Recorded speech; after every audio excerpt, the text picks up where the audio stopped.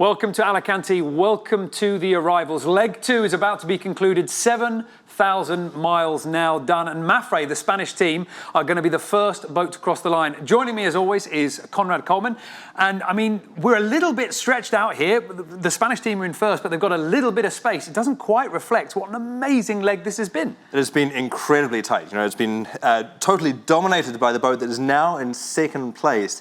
And if you think about all of the thousands of decisions that has happened over the course of this leg, one of them lost them the lead. So anyway, today is all about MAPFRE. They've been the fastest boat for a long part of this leg, and they've absolutely deserved to be in the lead here. Well, as they're getting closer to the finish line, let's take a look at where the boats are at the moment. This is the current position. The tracker is live. You're going to be able to follow all the boats as they come into Cape Town. MAPFRE, of course, being the first one. And right now, they're only around about 5, 6, 7 miles away from Cape Town. So it's going to be quite quick to watch them coming in. And there's been some discussion about whether the breeze would be playing a few tricks with them underneath Table Mountain as they came in. But so far, so good. It looks pretty quick. Looks pretty quick. If you look back at the images that we started off with, you can see that there's a little bit of a sort of tablecloth on Table Mountain. That's a sort of cloud that is indicative of this kind of weather system. It's called the, well, forget about that. We'll talk about that later. This is where the boats are now.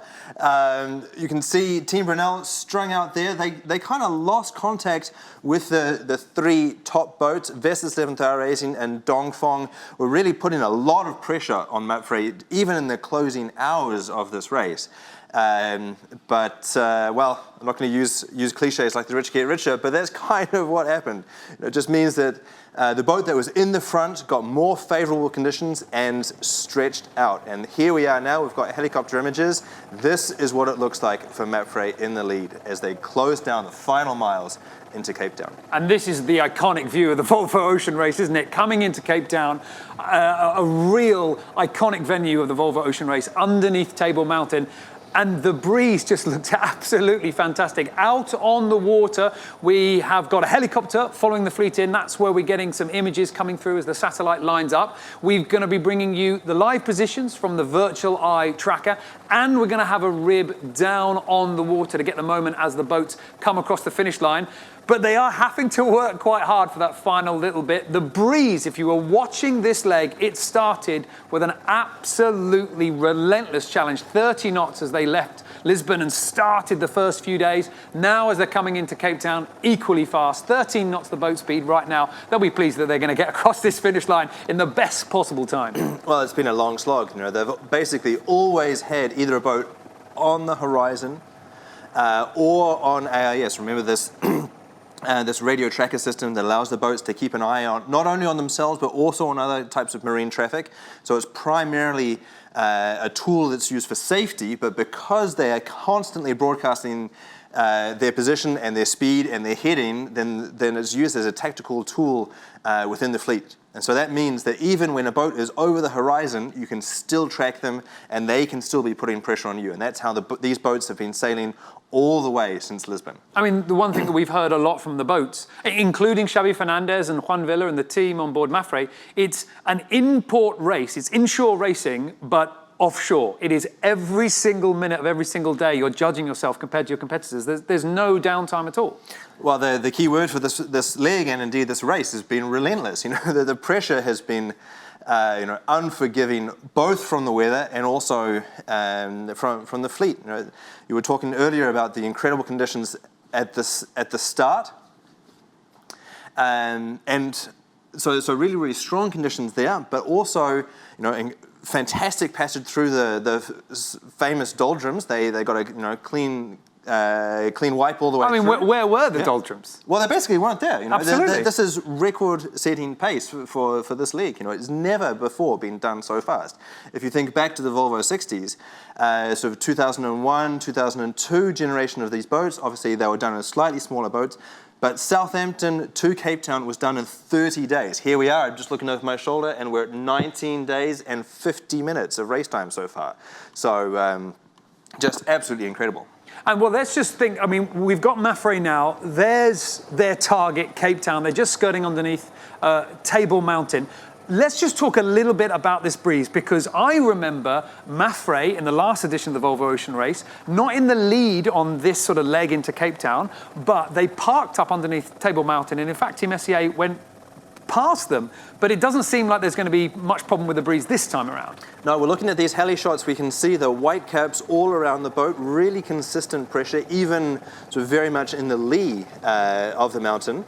Now, as I was talking about earlier, this wind in particular, the sou'easter, the strong sou'easter, is called the Cape Doctor, because that's the one that blows away the filth and the pestilence of the old city when they were busy, burning heavens knows what. So anyway, this was the big broom that swept out Cape Town, and at the moment it's sweeping the fleet into the finish line. Well, this is set to be your winning crew coming into Cape Town at the moment. We've got Xabi Fernandez on the helm, Juan Villa, his navigator and right-hand man, just to the right of him. And Juan Villa, I mean, what was he, turned 56, I think, on this leg, but he's made all the right moves here. As you were saying, Dongfeng race team, they were leading for a large portion of the race. One slip-up saw them move behind, but MAPFRE have been there ready to pounce, and pounce they did.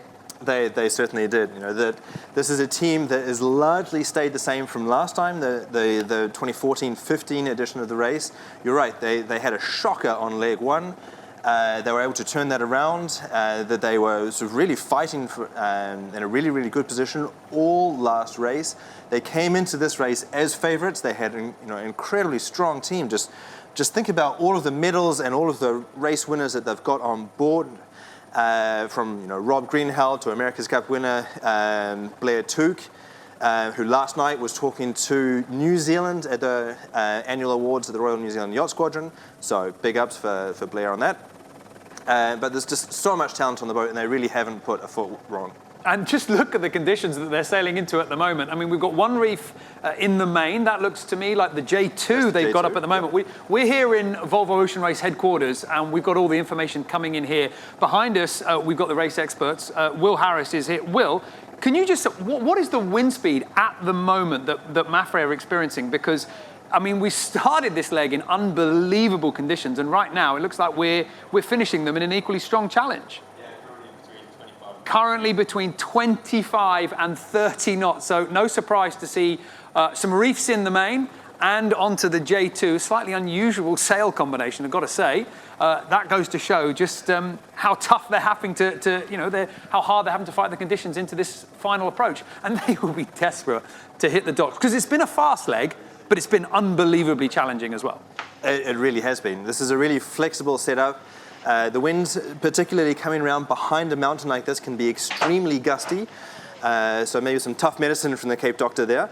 And the way that works is that the wind basically funnels in across the Southern Ocean, and then as it goes around the famous mountain of Table Mountain, it sort of gets funneled and stopped in some areas by the nooks and crannies on the mountain, and then accelerated into some other channels. And so they've got a really conservative sail set up with the one reef and the J2.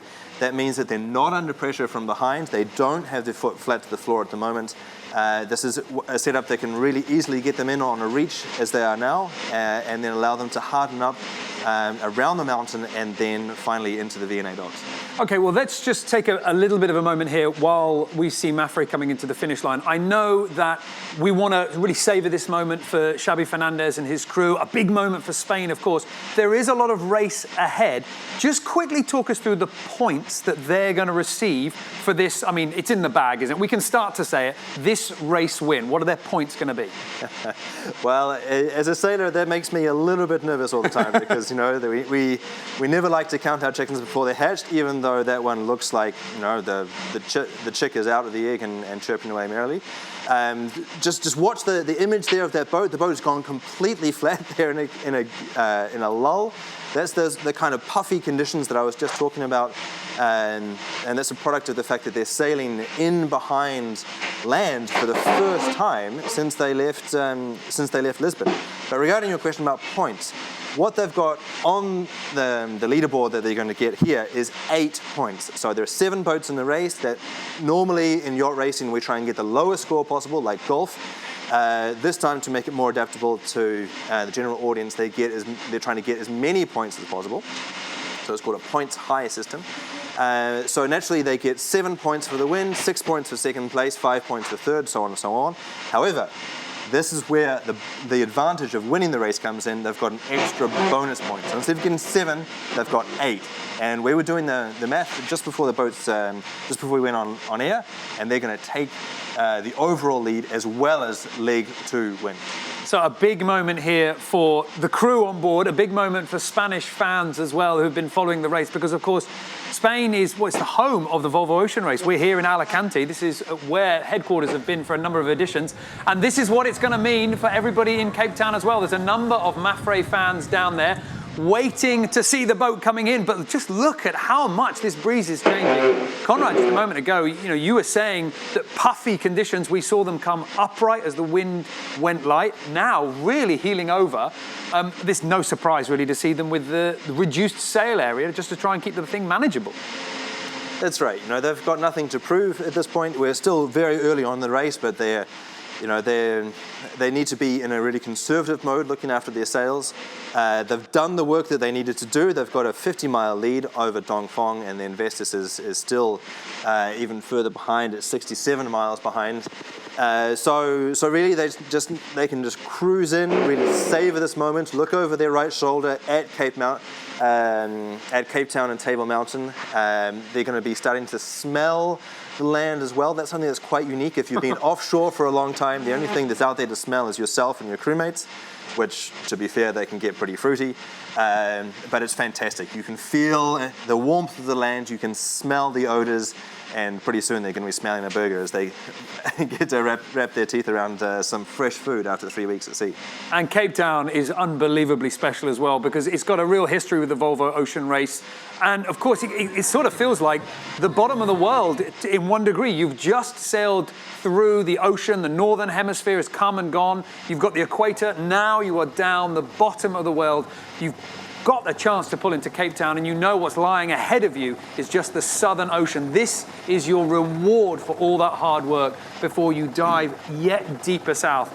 And just look at what an incredible, beautiful landscape is waiting for you as you come in. We've got spectator boats out on the water following MAPFRE as they start flying in. You can see the streaks of breeze on the water.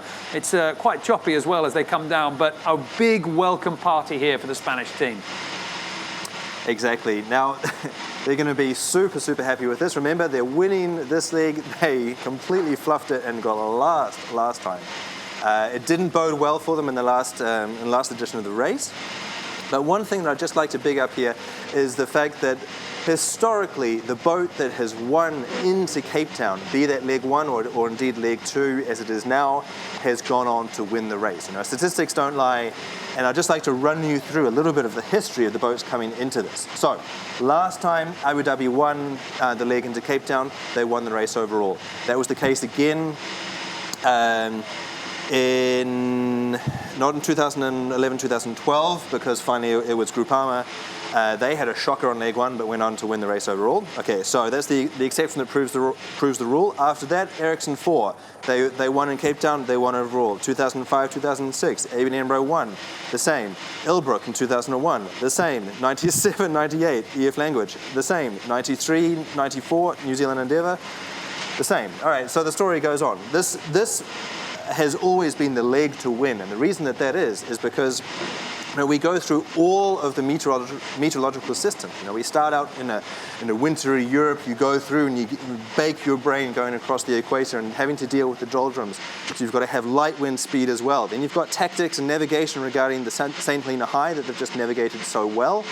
And so if you can make it through all of that and get to Cape Town first, then it looks like you're really the strongest team in the race.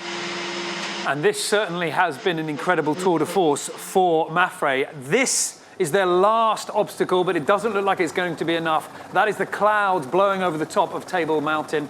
And in editions past, as Conrad was just explaining, we have seen it cause a real problem to the breeze. Indeed, as the helicopter just pulls out, you can see those patches on the water, the darker patches being the wind funneling between the hills and then finally through the buildings, and real streaks of pressure. That is why we're seeing Xavi Fernandez and crew heeling and pitching and rolling as the breeze comes and dies. There we are, have another gust coming on. They've set the boat up with slightly less sail area than we would otherwise see. A bit of a conservative run into the finish, but very wise indeed, because the hard work that they've done over the last few days sees them coming into Cape Town here and concluding leg 2 with a very strong lead indeed. And it will be a big relief to the sailors on board this boat, who will have memories of the last edition when they got parked up and passed, that they've got the lead that they have. Exactly. You know, they've got 3 miles to go. They've got plenty of pressure, and now is just the time to sit back and enjoy this moment. Well, maybe not sit back, because they've still got to have a pretty quick hand on the Traveller as those gusts come in. But no, they're really not in danger at all. And for even Volvo Ocean Race rookies on board, like Tamara, like Blair Took, they're going to be saying, well, you know, if it was this easy all along, I don't see what all the fuss was about.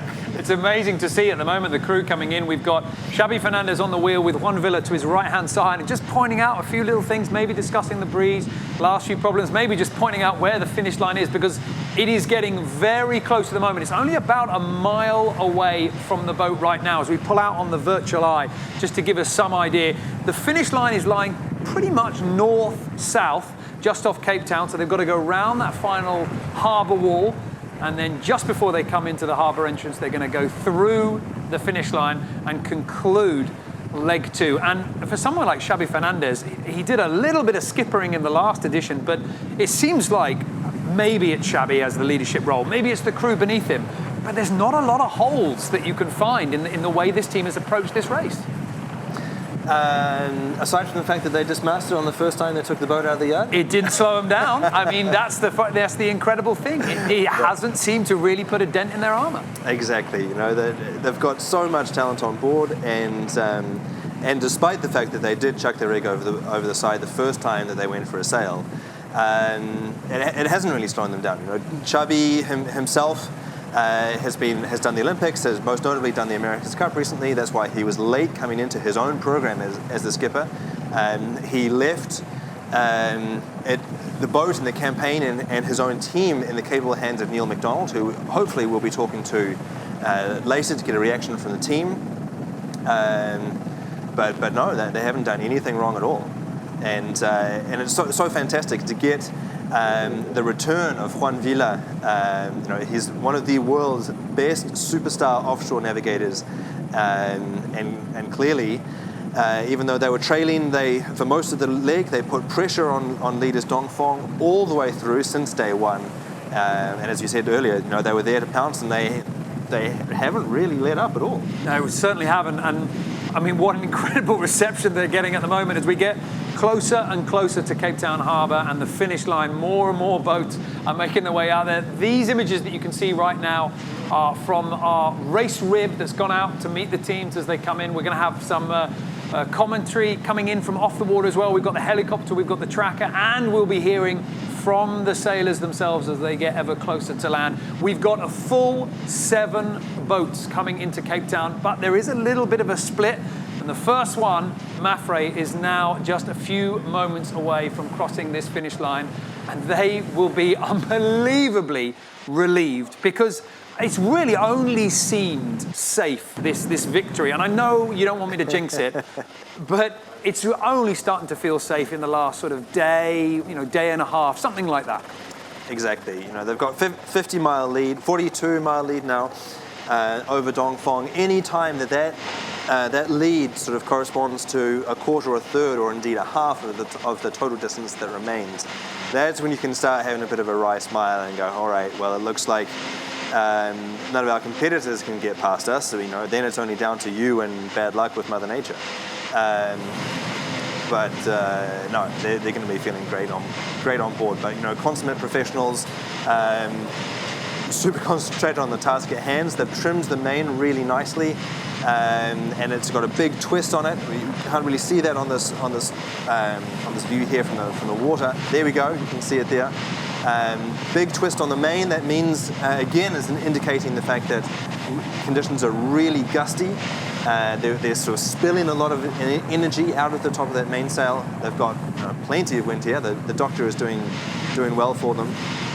And as you can see, such an enthusiastic welcome here in Cape Town. I actually, in my first race around the world, sailed in here in 2011 and actually overlapped with the Volvo Ocean Race fleet. And I can tell you that after weeks at sea, there is nothing better than showing up here in Cape Town and getting such a warm welcome. And of course, the warm welcome is going to continue because the boats pull in and we have got several days. I think it's the 10th of December before the next leg starts. We've got import racing, we've got festivities, and the sailors are going to be there. So if you can make your way down to Cape Town and you want to see the Volvo race up front, go for it. And MAPFRE are still getting those last few rolls of the dice there, aren't they? Exactly, super gusty conditions. And that's one of the things that's really tricky about these kind of ocean-going boats. You've got that canting keel out to the side, which means that if the pressure comes off the boat, it doesn't just stand up, it almost tries to fall over again to windward, particularly with all the stack that they've got set up there. So we're rocking and rolling as they approach just the last few hundred meters before the line. A full crew up on deck. This is our race rib that's gone out to follow the boats in, beaming you live pictures from the water and getting some reactions from the sailors as well. It's starting to get nice and flat now as we come in here, and we are well inside of a mile to go to the finish line. The breeze, it looks like, is going to carry them all the way in here. I mean, Cape Town is notorious for this big wind shadow. They'll be so relieved not to be parked up because their course in, it seemed like they knew the wind shadow wasn't there. They've just sailed a straight line. Indeed. It's going to be interesting to see if we can have a chat with navigator Juan Vila about that decision. As a sailor, I'm keen to learn about that local phenomenon, and clearly that comes down to such a professional team being able to invest in research and being able to pre-plan. And basically what these navigators are doing is working with their shore crew to analyze every single arrival and departure area, and they've got a road book that says, you know, when the wind is blowing this strong from this direction, as we're in a sector of this anticyclone or depression, don't worry, there is no shadow. It sweeps around the bottom of the mountains, and there's always wind on the water. So we're approaching now the end of that outer harbour breakwater. The wind is going light again. They're going to have to trim on the sails, turn a little bit more to the right, so head up closer to the wind in order to get past that finish line. So last few challenges in the last few hundred meters, but they're here. They've done it. Well, what you're seeing there with the green marker on the end, that's the first of the harbour walls. The finish line is just slightly beyond that, from the inside of the harbour wall being projected pretty much on a north-south line. So we're seeing a little bit of action on board. There you can see them trimming the sails on, as Conrad Coleman was just describing. The sails coming in. We expect them just to turn a little bit more onto the breeze to cross through the finish line.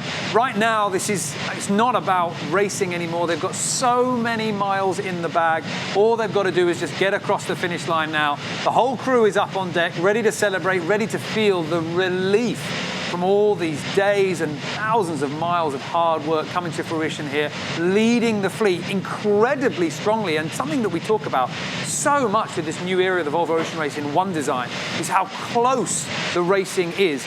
And I'm surprised at the distances we're seeing here on the last day. Well, remember, these boats were basically overlapped just a few days ago, and they've been able to stretch out, break free of the two boats that were chasing them down. And then Juan and Xabi managed to position the boat in slightly better conditions, which accumulated into a little bit of a lead, which put them again in slightly different wind, and they just ran away from it. But remember now, if we look at the back of the fleet, those three boats at the back, Team X and Rebel, Sunkai Scallywag, and Turn the Tide on Plastic, are still overlapped. So, this is the era of the one design racing, and I can tell you that as a result of that, these guys are going to be so happy to get this extra bonus point, because that's going to allow them to not only take the lead, but stretch out a little bit. You can see the buoys there. It looks like that's going to be the finish line that's coming up. So they really are in the final straight. I think Usain Bolt could do the distance that remains in about 10 seconds, but it's probably going to take them just a little bit longer. Well, they've got a lot of spectators out on the water, watching them, following them in, cheering them home. And I'm seeing quite a few ribs and vessels down there with some crews dressed in red. And that gives me the impression that these are MAPFRE fans coming out to welcome the leading boat in. And there they go, across the finish line. Celebrations on board. So many of these sailors that we're seeing on board here, sailors like Blair too. It's the first time really that they've been out here, offshore. This is a new adventure for them. And what an adventure it is. What a way to finish the big testing leg. Leg 2, 7,000 miles down south to Cape Town from Lisbon. And MAPFRE, true to form, dominated this race. And when it came down to those last final maneuvers, they were there to take full advantage. Xabi Fernandez on the helm. Getting a hug from behind from Samara. Samara took away the Spanish Olympic medalist. Now they've come through the line, bearing away, and we'll start to see the sails coming down and the boat making its final approach into the harbour. Sorry then.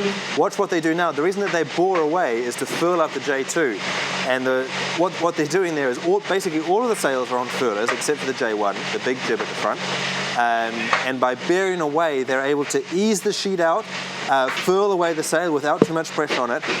And that's one of the things that they can do after the start of the race, but it's going to be interesting to try and talk to the sailors to ascertain just how much they have the liberty to do that when they're at sea. One of the things that Abu Dhabi Ocean Racing did so well last time was preserve their sails, and indeed they sailed quite conservatively. But what that meant is they had their sails in tip-top condition, and that actually took them to the lead and the overall win. So preserving the sails is absolutely the name of the game in this race. You only get 2 sets for the race around the world. You can see there the J2, the jib at the front, nicely furled away. And then they're going to spin the boat around as they're seeing now, head to wind. That allows you to get the main down and then motor on with the Volvo Penta engine to bring them into the V&A dockyard and their fans and family. And they're going to have, the dock and all the festivities pretty much to themselves for the next few hours. But this is the first boat of 7. This is the win. MAPFRE claiming maximum points, 7 for crossing the line first, plus the 1 bonus point, and that's going to see them shoot up into first place on the overall. This is the crowd waiting for them when they get to the dock. We have also going to be bringing you pictures and interviews as the crew get down there, and we're going to be able to hear from the sailors themselves, and it's going to be amazingly interesting to contrast what they're like now as they come off the dock with all that bravado and energy that we saw them leave with in Lisbon, because, if they've got anything left in the tank, I'm going to be slightly surprised. Well, you always find a little bit more to go out and really enjoy that victory. The sailors right now, yes, they're in the process of sort of packing out the boats, furling away the sails, dropping the mainsail, but there's just this rush of satisfaction, of relief, and indeed of adrenaline of taking that victory. And I think that these guys will get a second wind as they get into Cape Town, because there's nothing better than, well, I say there's nothing better than a cheeseburger. I'm actually a vegetarian, so I'm sure there's something else that's better.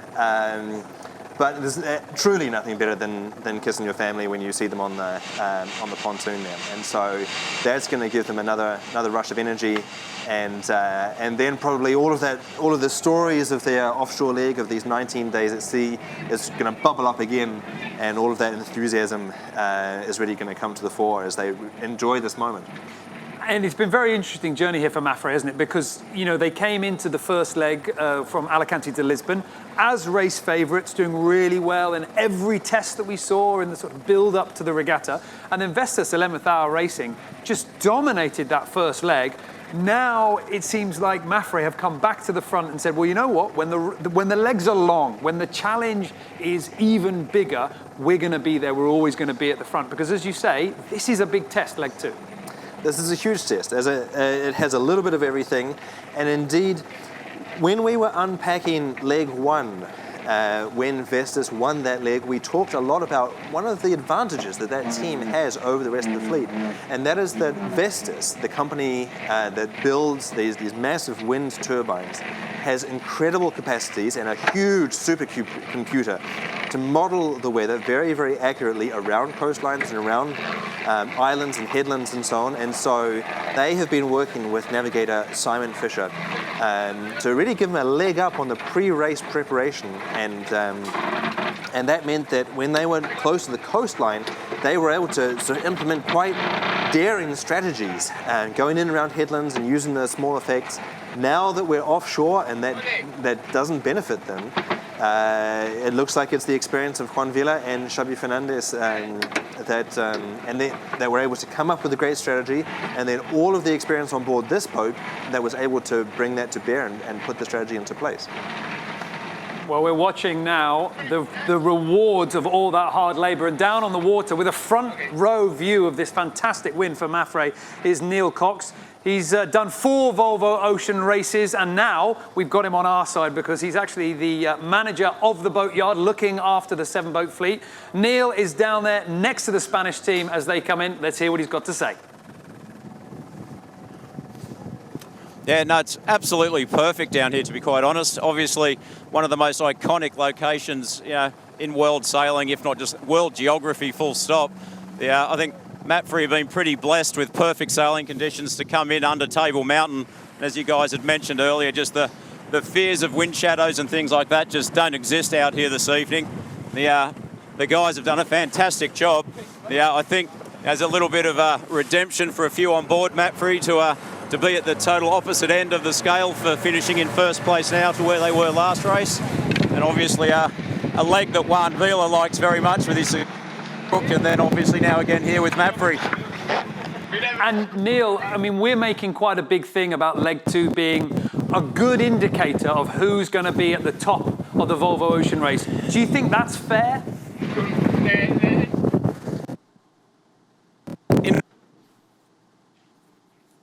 Yeah, just Well, we're just going to come back to Neil. He's just following MAPFRE at the moment, and I think when the rib starts going pretty fast, the connection starts getting a little bit loose. And this is one of the interesting things I find about our sport here, Conrad, because if you were doing Formula One, if you were a racing car driver, you'd finish the race, you'd pull over, handbrake on, you'd get out. But now they finished the race, celebrations, all right, we've now got to get our boat on the dock, we've got to get everything down. There's lots of faffing around, and you're right, it can be sort of quite anticlimactic because you go across the finish line. There are no adoring fans there, except for the ones that are there in the boats. That always feels good, but it's not it's not the same. It's not like you score the winning try in a rugby game and you've got 80,000 people around you. It's very much, okay, well done chaps, well done ladies. We've done an incredible job here. Let's get it back to the dock, and that means they need to spin it around. They need to let that sweat dry on their backs as they sort of slowly pack up the boat and head in.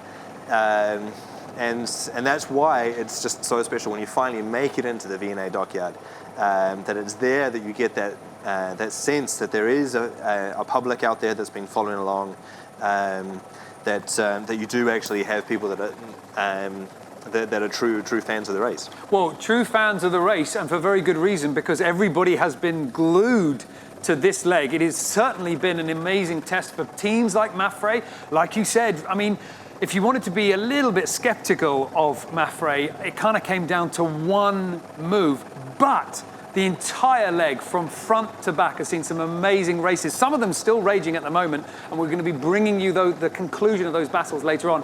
But let's just take a little bit of a look back at just how ferocious leg 2 has been. Here we go to the start of leg 2 from Lisbon to Cape Town, the iconic leg down into the South Atlantic. It is go, go, go. It's going to be one of the most epic starts this leg has ever seen. This is what the Volvo Ocean Race is all about. We're on no full speed in a 30 to 35 knot wind. It's quite intense.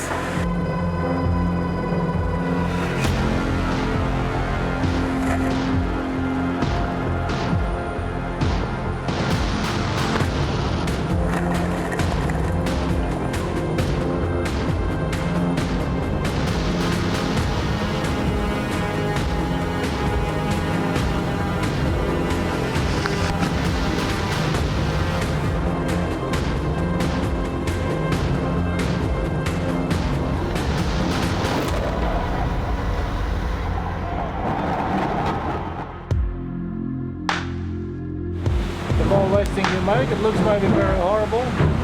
The more cheap it is in the end. A lot of jibing and maneuvers and trying to gain as much west as possible. And now we are all in a drag race facing south. The doldrums can, create an awful lot of mix-up, and for sure these leaders are going to start losing miles. So we'll, what we're losing right now, we'll definitely get back a chunk of that, if not more. We're finally out of the doldrums now, pretty much. The one thing that doldrums has done is it's brought the fleet back together. I think still just as hard, maybe even harder.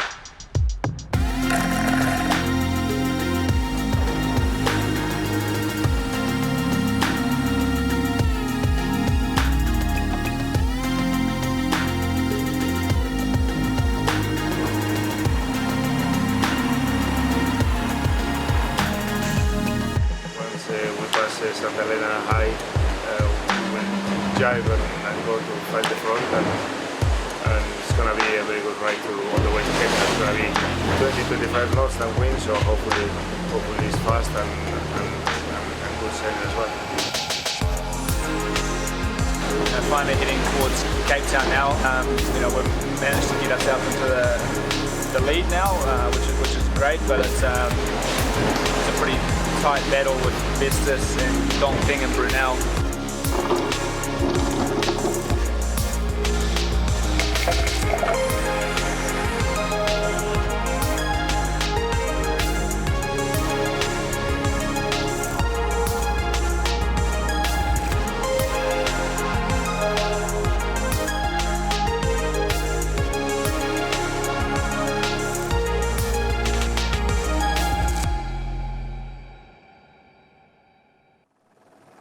Well, the team are there from MAPFRE to welcome Xabi Fernandez and the rest of his sailors across the line, winning leg 2. And it certainly has been a fast leg, a brutal leg, and a real tough test of this team and all 7 that we've got in this edition of the Volvo Ocean Race.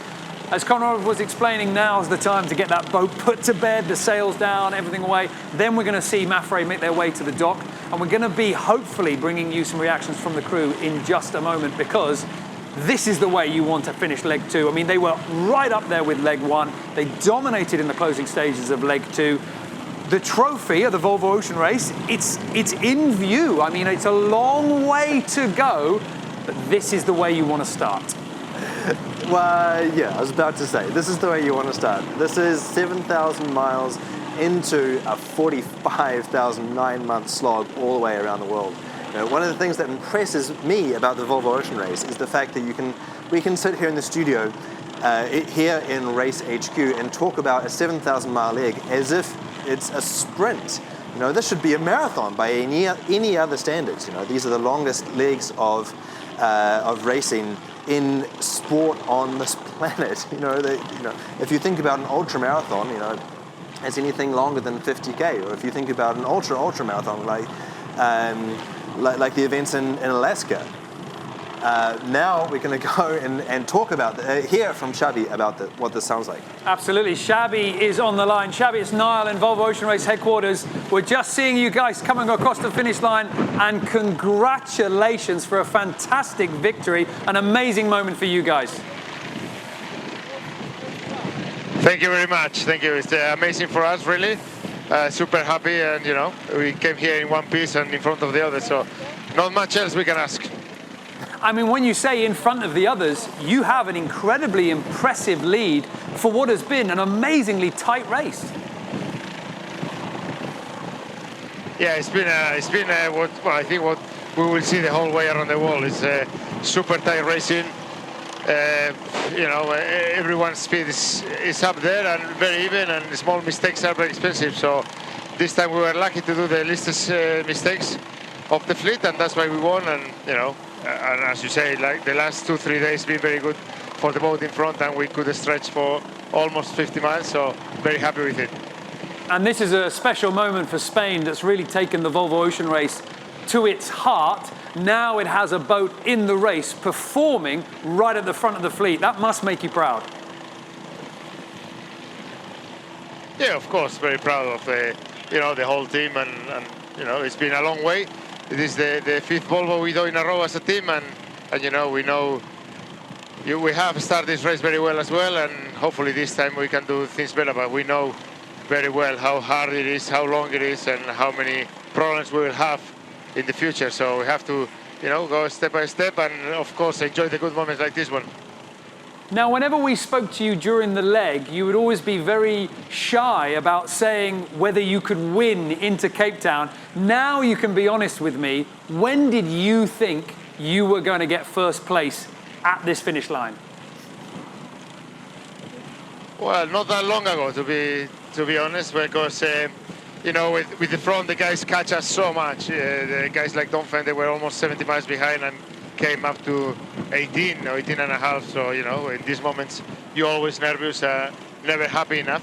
But once we crossed it and we jived and we were just facing towards here, Cape Town 2 days ago, I think, that's where we knew that if nothing wrong was going on, we should be good to win here. So it's been pretty tight the whole race. Well, you're just a few moments away from getting to the dock. There's lots of fans, family, friends waiting for you. What's your plans now when the boat finally reaches dry land? Well, hopefully we can have some rest. It's a big leg coming now in a few weeks to Melbourne and then straight away to Hong Kong as well. So we have to, of course, capture, make sure we recognize all the mistakes we've done and try to improve, of course, and then have as much rest as possible because it's never enough. Oh, Xabi, thank you so much for taking the time to talk to us. Congratulations to you and your crew. Thank you very much. Thank you. Well, that was Xabi Fernandez, the skipper of MAPFRE, as we're watching now. Sophie Zizek up on the mast, just helping getting the main down to the final few moments. MAPFRE winning leg 2 and now making that final journey into the harbour. And let's just take a moment here to take a look back at some of the key moments for MAPFRE in this leg. You're a little bit nervous and there's a lot going on. For us, the race started way before the last day. Doesn't really matter who is in front, just in front or just behind. The important thing for us is to be in the real top from here to there and the next few legs.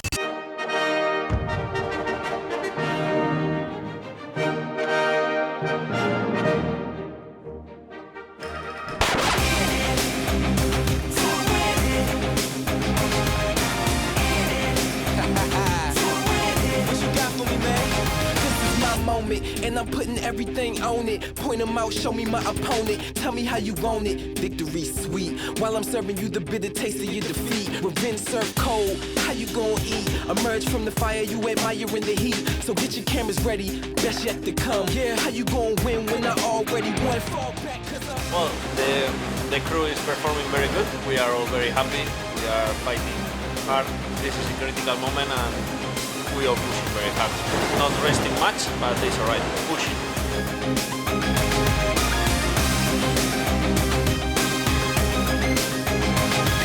The best, I'm down for whatever. Not saying I'm the best, I'm saying I'm even better.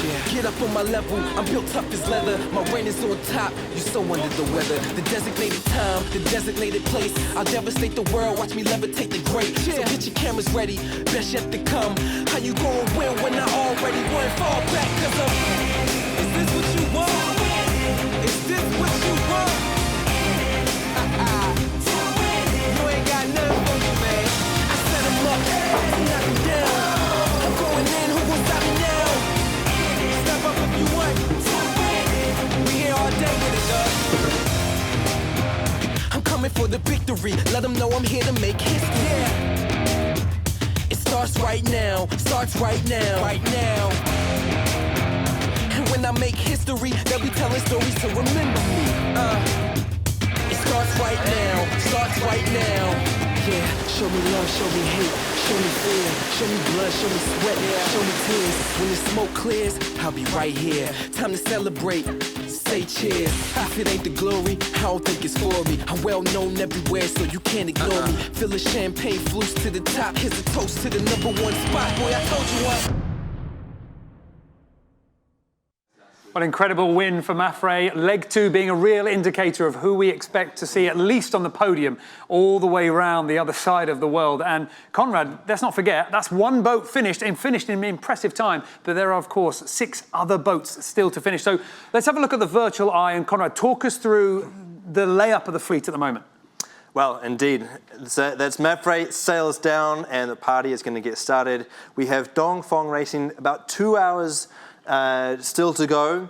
Vestas 11th Hour Racing about 1 hour behind them, so pretty tight, but they should be comfortable in their positions. Team Brunel kind of drifted a little bit off the pack there, and so they're in a pretty comfortable 4th. But the exciting part of the race, frankly, that still remains, is between the top 3 that you cannot distinguish from this level of zoom. We've got 3 boats packed in there. We've got Sunghunkai Scallywag, the Australian Hong Kong boat. We've got Turn the Tide on Plastic with Dee Kafari and her bunch of youngsters, and then Team Axon and Rebel that were up there with the leaders, and then, well, the winds are sometimes fickle, that they were surfing the front of that southern hemisphere, southern ocean cold front for a long time. And then it's kind of a slippery slope. If you get a little bit behind, then the weather starts changing and you end up getting chucked out the back. And so they have had an incredibly tight race again, sailing within just a couple of meters of each other after more than 2 weeks of sailing. This is absolutely incredible, and it's going to be exciting to see how they're able to get themselves to Cape Town and who wins out of this bunch. It's amazing to think that we're going to be welcoming in 7 teams, but the real race is this back 3 right now. We are going to be bringing this to you live as it unfolds and as they come across that finish line. Right now, the prediction is it's just going to be mere minutes that separates those 3. They're in a bit of an order. There is a pecking order developing on the water, but it is far too early to call. We're going to let MAPFRE make their way into the harbour, and then we're going to be bringing you some reactions from the crew when they hit the dock. But before then, we're going to take a little bit of a break just to let them and us catch our breath. Then we're going to be back after the live reactions with Dongfeng Race Team coming in. Then, of course, we've got Vestas 11th Hour Racing, Team Brunel, and on we go as leg 2 comes to a finish. Keep your eyes peeled on Facebook, and you'll be seeing us in just a few moments.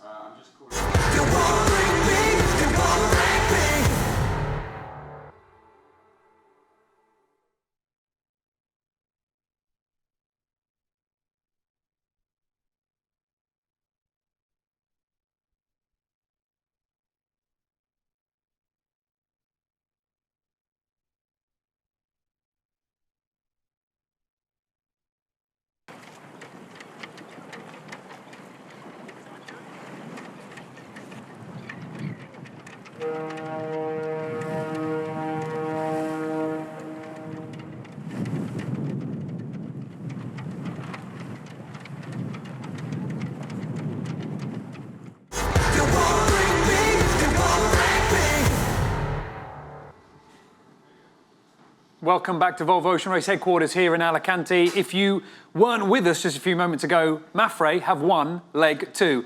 And now they are getting into the dock to a very well-deserved warm welcome from all the friends and fans in Cape Town. This has been an incredibly long leg, 7,000 miles. It went by in a flash, actually. The breeze was with them the whole way, never really coming off the pace. But now they can finally relax as they get into Cape Town. And, I mean, what kind of outlook are we going to see from this team? Are they going to be, well, it's what we expected to do, or are we going to see that little bit of a glint of enjoyment? Well, there might be a few small smiles, I reckon. But, as you well know, Niall, Xabi Fernandez is a pretty low-key character. I think that he's going to take this all in his stride. And in fact, it's been interesting to listen to all of the perspectives from the skippers as they come into the race, good and bad.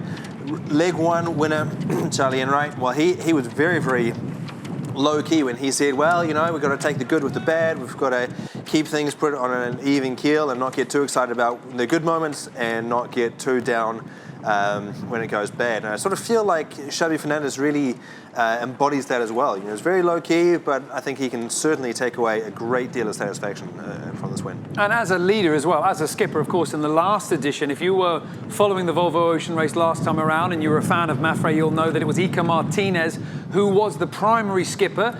Xabi Fernandez stepping into the role every now and again when Iker had to step off for other commitments. Now, of course, Xabi is there as the leader, and he just seems like he was born to do it because he does seem calm under pressure. He does. He's super chilled out, frankly.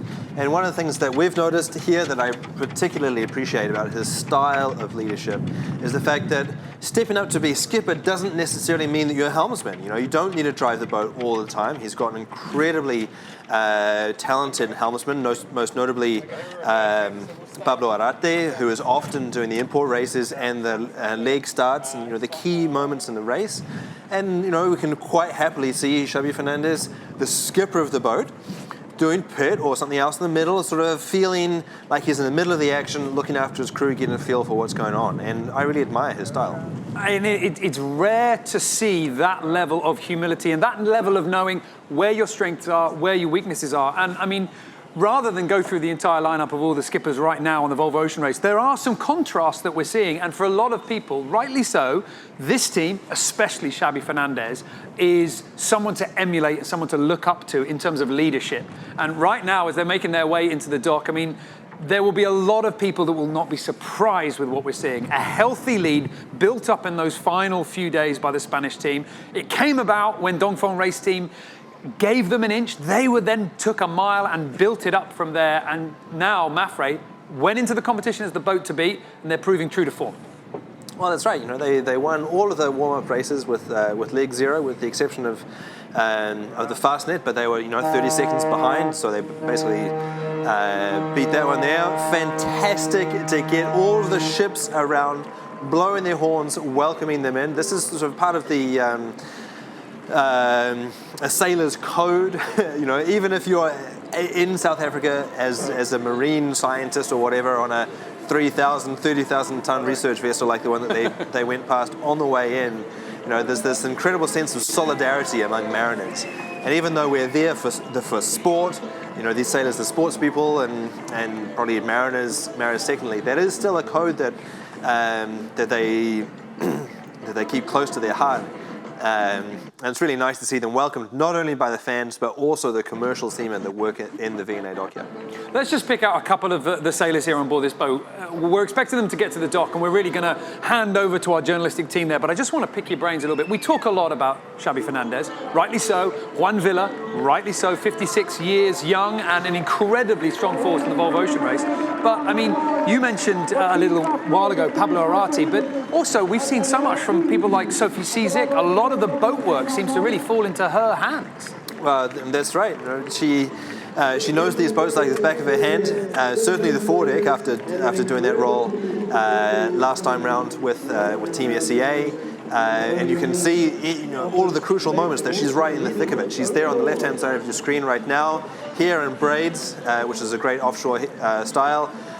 Rob Greenhow, the English sailor who has been central to so many race wins over the years. He was on ABN AMRO, he was on Abu Dhabi Ocean Racing, and indeed was on the Spanish boat last time around as well. So he's English, but he's really found his home here on the Spanish team, and he's just so central to everything that they do as well.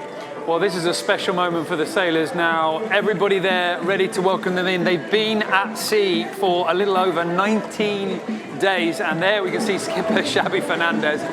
I mean, when you're out on the boat, they do have email, they do have some communication, but you are in a bubble. You really are. I mean, you are thousands of miles away from anybody, away from the world and what's happening as well. So getting back to the dock and seeing everybody, it's special on so many levels. Well, that's right. And just to be clear about that, they can talk in a couple of emails to their friends and family, to the race directors, but they do not have internet access. They don't have people telling them what's going on in the world around. And so you are absolutely in a bubble. You do not know what has happened on life on land for the past 2 and a bit weeks. And now this is the moment to really connect. Well, as the crew of MAPFRE, winners of Leg 2 into Cape Town, get to the shore, let's join some of the atmosphere building on the dock and listen in.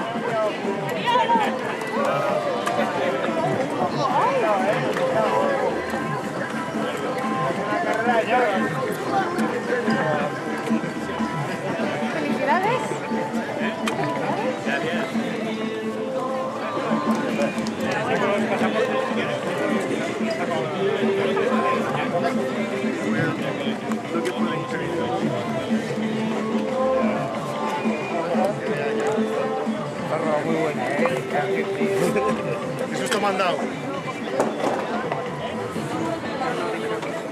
¿Qué tal,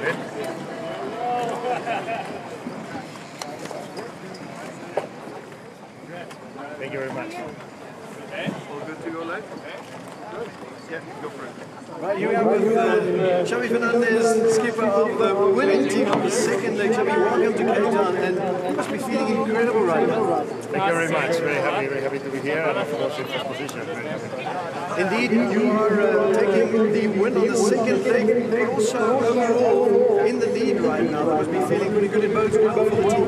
Yeah, of course, that's the real goal at the end of the day, but very happy to take the lead these very early stages, even if we know that it's so long to go that we have to be careful, but very happy. For the bulk of the second leg, of course, Dongfeng being in the lead, until you pulled a masterful maneuver there off the coast of Brazil. What was the thinking behind that strategy? Well, I don't know, it's a lot of work behind, and of course Johan especially and the rest of the crew just keeping the ball fast and making the right decisions at the right time. We could start heading south the first, and then everything went well apart of that. Well, you have, of course, been in the lead for about a week now. Any point, and at which point did you feel that you actually have this one's in the bag, or did you not feel that at all? Because, of course, a lot can happen. Well, it's hard to feel that with these boats because, everything happens, so many things happen. But, of course, after the jab, when we were pointed to Cape Town like 2 days ago, we felt that if nothing was going wrong, we should win this leg. Well, as I said, welcome to Cape Town. You have taken the second leg and right now leader overall right now, so that bodes well for the rest of the race, and I'm sure you're excited to spend some time with the family, right? Thank you very much. Yeah, they're coming here, so hopefully enjoying Cape Town a couple of weeks, and very, very happy to be here. Thank you. Good luck.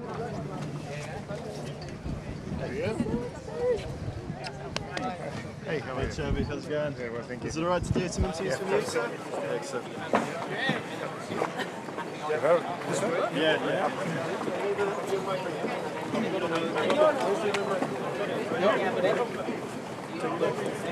Please point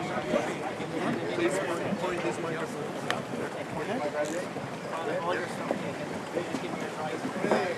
I'm happy. Right, we're standing here with Sophie Zizek. Sophie, nice to see you again. Just as big a smile on your face as I saw when you got off the boat last time, but a really interesting situation. 2014, you guys had a little bit of a ding-dong with MAPFRE. You've won the leg. This time as a crewman on MAPFRE, you've got to be feeling really happy. Yeah, I'm super happy. It's really exciting to be here, and yeah, it's a little bit different this time. I think I'm even more excited, and we did mention it on board the scenario last time, and yeah, we couldn't be happier as a team. That was going to be my next question. Did you and Xavi obviously put your heads together and have a little laugh about it? Yeah, we did have a bit of a laugh, and a couple, I guess it was 2 days out where we're on SCA, we did see them on the horizon, so yeah, we have chatted about it, but we're pretty happy with where we are now and really excited that we won. The last question I'm going to ask you is the first thing you said to me when you got off the boat last year or 3 years ago was, where can I go surfing? Where are the best surfing spots in Cape Town? Is that the plan? Are we going to go for a surf? It's definitely the plan. I've got my surfboard and wetsuit here, and yeah, the waves are great, and I can't wait. Thank you. Congratulations, Sophie. Nice to see you again, and enjoy the rest tonight. Thank you.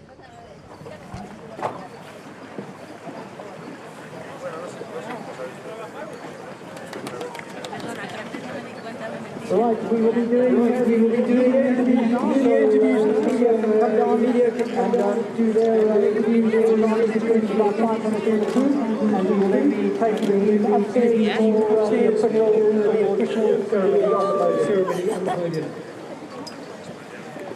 How are you, man?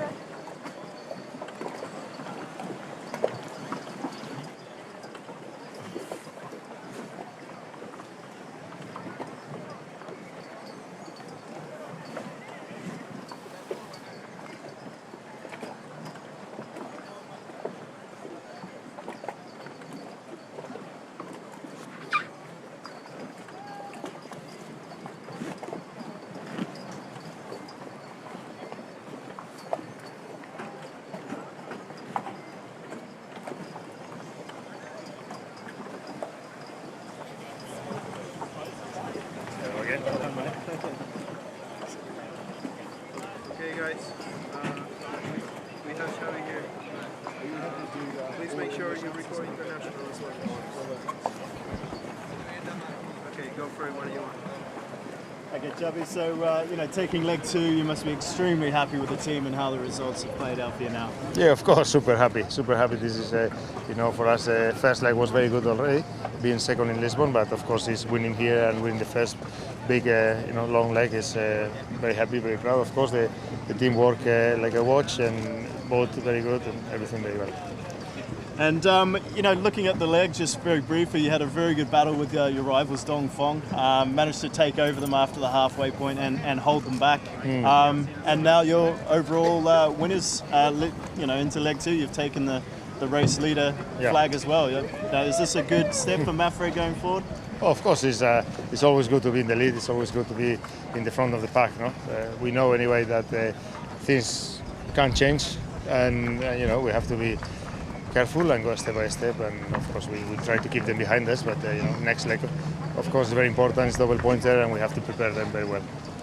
And obviously leg 2 was quite a large leg, 7,000 miles, and you dipped into the Southern Ocean just briefly. But with the third leg now, Southern Ocean, do you think the team are ready for this, fired up, ready to go? Well, I think we are ready, yes. I think the team is in great shape. The morale is high, of course, and just need to do homework. Prepare these 3 weeks we have here in Cape Town.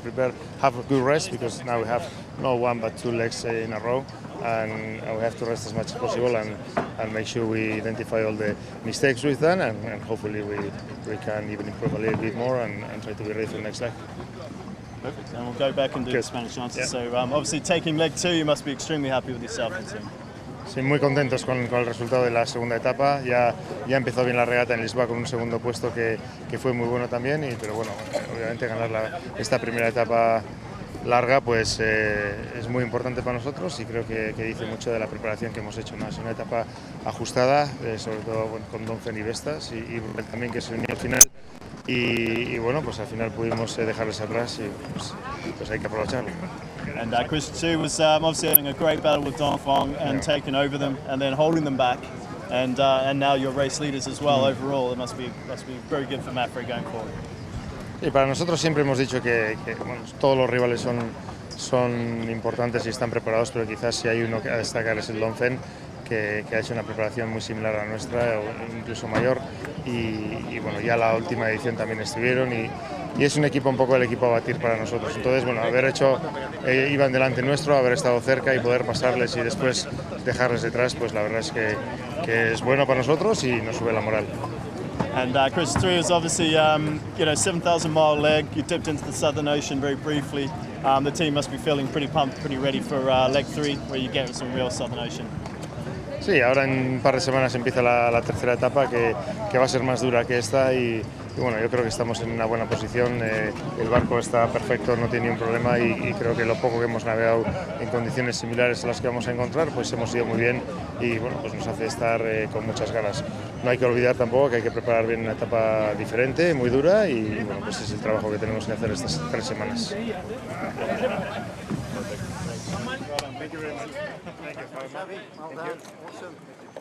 Oh, jubilant scenes in Cape Town there for the leg 2 winners, MAPFRE, with Xabi Fernandez just giving a little bit of an interview to our team on the dock. Now, we've got a lot of racing still to come. We've got a lot of finishes still to come. Let's just have another quick check-in with the virtual eye and see where the fleet are lying at the moment, because, Conrad, what is it, about 15, 20 miles between the finish line and Dongfeng race team? That's right. Still, 17 knots there, and they're a little bit off the line from MAPFRE, so maybe they're going to make it in a little bit quicker.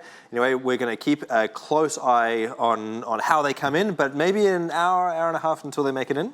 And then just in behind them, we have Vestas 11th Hour Racing, more like 40 miles until they cross the finish line there as well. So I hope that all of you are sort of locked and loaded, ready for your Friday night in front of Virtual Tracker. We'll be very pleased to share our Friday nights with you.